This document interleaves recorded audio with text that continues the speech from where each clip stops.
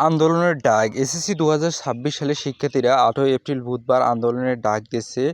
তাদের মূল দাবি হলো নতুন ও অতিরিক্ত যে নিয়মগুলো করা হয়েছে সেগুলো বাতিল করা এবং শিক্ষার্থীদের জন্য একটি সহনীয় পরিবেশ নিশ্চিত করা।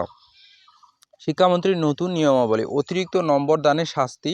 কোনো শিক্ষক যদি শিক্ষার্থীদের অতিরিক্ত নম্বর দেন তবে তাকে শাস্তির আওতায় আনা হবে। এটা কিন্তু একটু ভুল দাবি। কোনো শিক্ষক যদি কম নাম্বার দেয় তাহলে কিন্তু শাস্তি হয় না।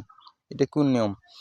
তারপর হচ্ছে পরীক্ষার হলে শুধু শিক্ষকরাই থাকবে না, সিসিটিভির মাধ্যমে কেন্দ্র সচিবালয় সরাসরি নজরদারি করবেন।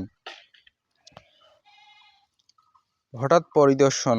বোর্ড থেকে একটি বিশেষ টিম এবং শিক্ষামন্ত্রী নিজে হেলিকপ্টার মিশনে বিভিন্ন পরীক্ষা কেন্দ্রে হঠাৎ পরিদর্শন করবে। মানে হেলিকপ্টারের মাধ্যমে তোমাদের কেন্দ্রে আসে পরিদর্শন করবে। তার পাশাপাশি তোমাদের কিন্তু পরিদর্শন করবে ম্যাজিস্ট্রেট।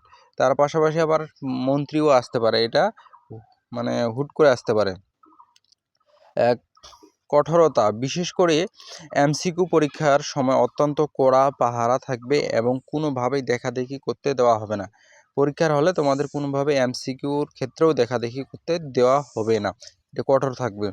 শিক্ষামন্ত্রী পূর্বের ইতিহাস। ভিডিওতে উল্লেখ করা হয়েছে যে বর্তমান শিক্ষামন্ত্রী 2001 এবং 2006 সাল পর্যন্ত দায়িত্ব থাকাকালীন নকল পরিরোধ অত্যন্ত কঠোর ছিলেন এবং সে সময় পাশের হারও তুলনামূলক কম ছিলেন। সে সময় কিন্তু পাশের হার একবারে কম ছিল।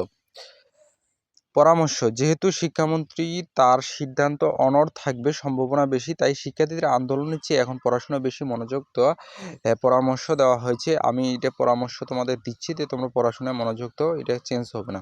চ্যানেলটা যারা সাবস্ক্রাইব করোনি দ্রুত সাবস্ক্রাইব করুন।